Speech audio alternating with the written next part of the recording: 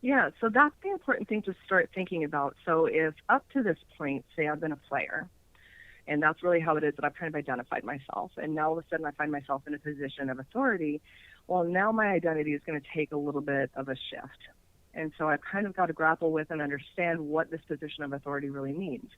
If I'm not just a player, then what does it mean to be perhaps, say, more of a leader?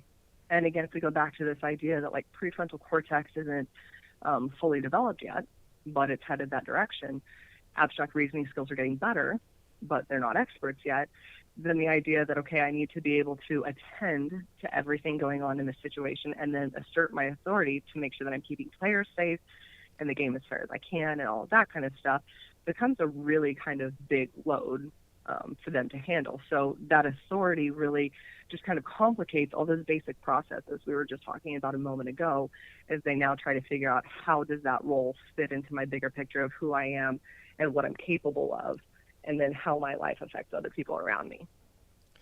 What are we doing to these young referees when we yell at them?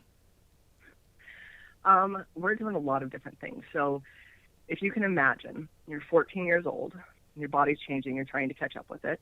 You're starting to understand really complex, abstract ideas just in general life.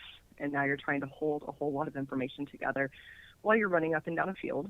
And you're trying to attend to everything that's going on so that you can do the best job that you can. And you're really, really aware of how it is that other people are evaluating you. And that's really important to you. Now, all of a sudden, when you have, whether it's coaches, whether it's athletes, whether it's other adults yelling at you, clearly that's going to divide your attention, which is going to make your job that much harder. So this is important for us to remember that attention is really a limited resource that we have. If you're yelling at a youth referee, you're taking away from their ability to actually do their job that they're already questioning in the first place because they're just trying to do a good job at it as much as they can. And then if we extend that, we need to remember that we're not just hurting the referee that we're yelling at, we're also affecting our kid who's on the field or on the bench and sees us acting that way.